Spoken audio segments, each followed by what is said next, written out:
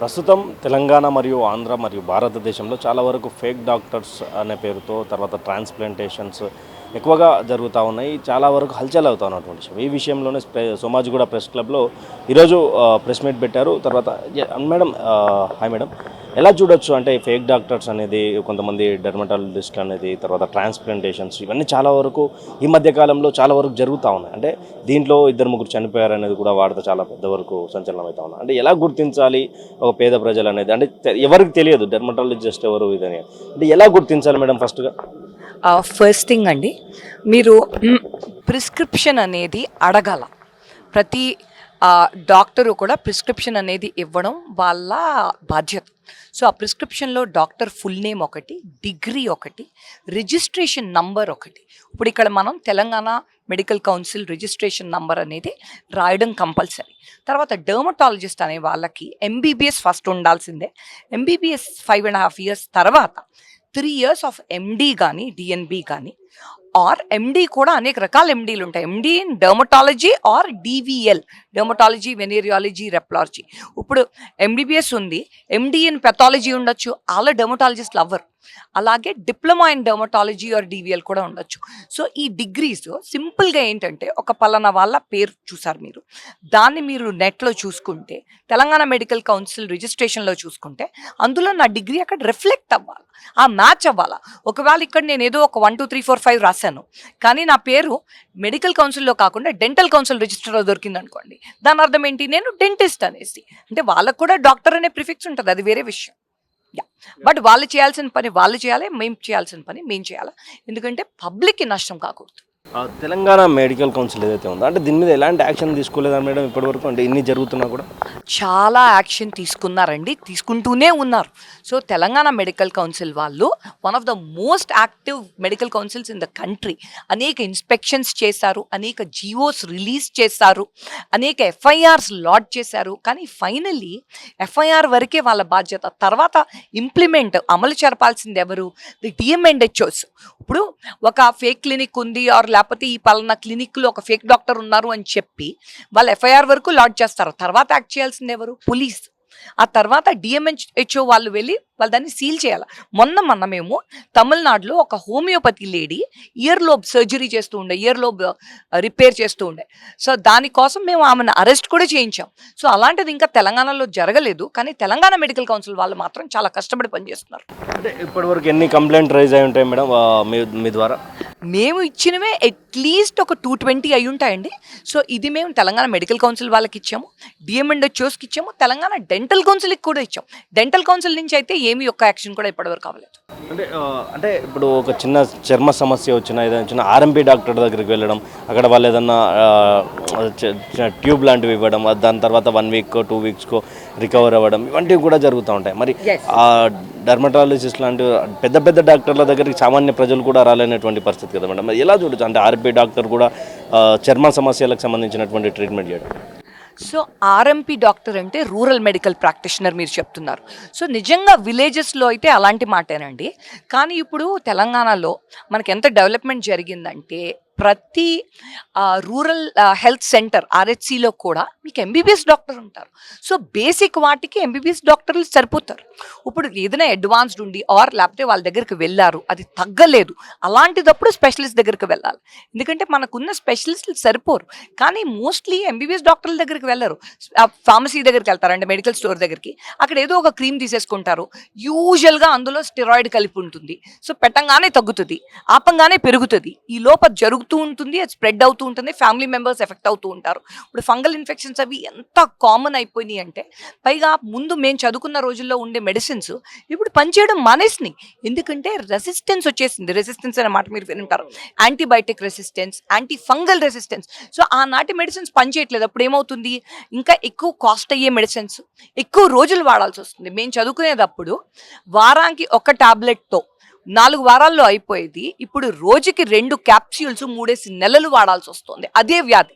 ఎందుకంటే అది మనం చేసిన తప్పు. మనం అంటే అందరం ఇప్పుడు ప్రజలు కూడా వాళ్ళ బాధ్యత వాళ్ళు తీసుకోవాలి. ఏదో ఒక క్రీమ్ మెడికల్ స్టాప్ వాడు ఇచ్చాడు కదా అని చెప్పి అది వాడితే వాళ్ళకి నష్టం ఉంటుంది, పక్కన సమాజానికి కూడా నష్టం ఉంటుంది.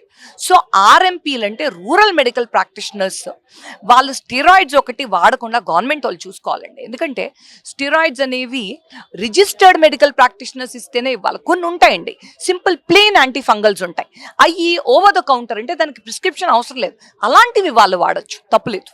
అంటే ఇప్పుడు ట్రాన్స్ప్లాంటేషన్స్ కూడా చాలా ఎక్కువ వరకు మేము చేయించుకున్నామని సినీ సెలబ్రిటీస్ కానీ, ఇక్కడ చాలా కాస్ట్లీ తక్కువగా చాలా తక్కువలో మేము చేస్తున్నామని అడ్వర్టైజ్మెంట్స్ కానీ ఇవన్నీ చేస్తాం. ట్రాన్స్ప్లాంటేషన్స్ కూడా కొంతమంది డాక్టర్స్ అక్కడ దానికి సంబంధం లేనటువంటి డాక్టర్స్ చేయడం చూస్తూ ఉన్నాం. అంటే దీని మీద ఎలాంటి యాక్షన్ ఉండబోతా ఉన్నది ఫ్యూచర్లో? అంటే ట్రాన్స్ప్లాంటేషన్స్ నిజంగా ఎవరు చేయాలి మేడం? అంటే ఎలాంటి సర్టిఫికేట్ ఉండాలి వాళ్ళకి? Basically the National Medical Commission అనేది that is the statutory authority మన ఇండియాలో డాక్టర్స్కి. వాళ్ళు ఏం చెప్పారంటే 2022లో డర్మటాలజిస్ట్ కానీ ప్లాస్టిక్ సర్జన్స్ కానీ, అది కూడా ఏ డర్మటాలజిస్ట్ అన్నా ఏ ప్లాస్టిక్ సర్జన్ అన్నా కూడా దానికి సరిపడ్డ ట్రైనింగ్ ఉండి, దానికి సరిపడే ఇన్ఫ్రాస్ట్రక్చర్ ఉండి, దానికి ఒక ఆపరేషన్ థియేటర్ ఉండాలి, దానికి ఒక స్టెరిలిటీ ఉండాలి. ఇప్పుడు లాస్ట్ ఇయర్ నేను చెప్తూ ఉన్నాను, 2 ఇంజనీర్స్ చనిపోయారు. వాళ్ళిద్దరు ఎలా చనిపోయారు? ఇన్ఫెక్షన్ వచ్చి చనిపోయారు. సో ఎలెక్టివ్ సర్జరీకి ఇన్ఫెక్షన్ రావడం ఏంటి, దానికి చనిపోవడం ఏంటి, ఎంత సాడ్ విషయం అది. సో ఇప్పుడు ఒకవేళ పేషెంట్ కొలాప్స్ అయ్యాడు సర్జరీలో, సో దానికి లిఫ్ట్ ఉందా? దానికి ఎలాంటి లిఫ్ట్ ఉంది? ఇప్పుడు ఫస్ట్ ఫ్లోర్లో ఉంది, సెకండ్ ఫ్లోర్లో ఉంది, పడిపోయిన మనిషిని మీరు లాక్కుని రావట్లేదు కదా మెట్ల మీద, సో దానికి స్ట్రెచర్ లిఫ్ట్ ఉండాలి. ఇలాంటివన్నీ కూడా హెయిర్ ట్రాన్స్ప్లాంట్ అనేదండి మనుషులకి అవసరమైంది కాదు, అది ఒక సరదా లాంటిది. దానికోసం మన దగ్గర డబ్బులు ఉన్నప్పుడే చేయించుకోవాలా, దాన్ని కరెక్ట్గా హోంవర్క్ చేసుకొని వెళ్ళాల్సి ఉంటుంది. లేకపోతే పెద్ద ఇప్పుడు అందరూ చనిపోతారని అంటలేదు, చాలా తక్కువ మంది చనిపోతారు లక్కీలీ. కానీ ఆ జుట్టు పోయిందనుకోండి, ట్రాన్సెక్ట్ అయిపోయింది అనుకోండి, ఇంకా పోయినట్టే కదా. ఇప్పుడు దానికి స్పెషలిస్ట్ దగ్గరికే వెళ్ళాలి, దానికి కాస్ట్ చూసుకోకూడదు. ఇప్పుడు ఈ డిస్కౌంట్లు, ఈ దాన్ని Valentine's Day, Holi offer, Diwali offer, ఇవన్నీ ఎవరు చేస్తారండి? ఎథికల్ డాక్టర్స్ చేస్తారా? చెయ్యకూడదు, అది రూల్ ప్రకారం, అది చట్టపరంగా నేరం.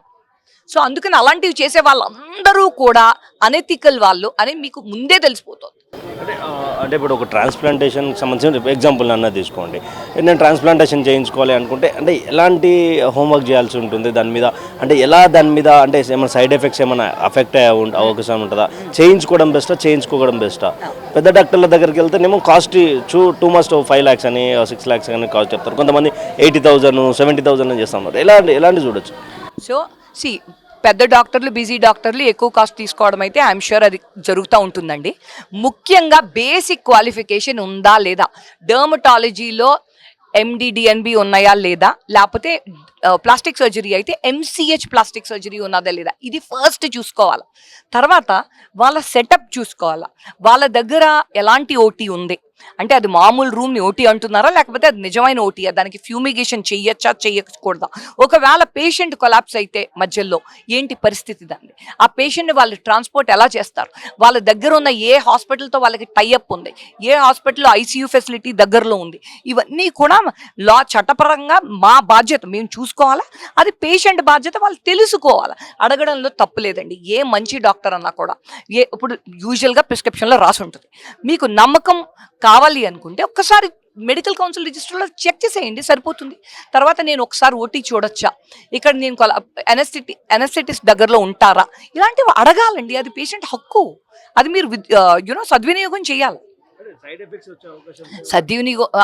సైడ్ ఎఫెక్ట్స్ అయితే పాసిబుల్ అండి. ఏ సర్జరీలో అన్నా ఇన్ఫెక్షన్ పాసిబిలిటీ ఉంది. లోకల్ అనెస్థీసియా వల్ల టాక్సిసిటీ రావచ్చు, కొలాప్స్ అవ్వచ్చు, హార్ట్ కొట్టుకోవడం, అరిథ్మియాస్ అంటాం, అవి జరగచ్చు.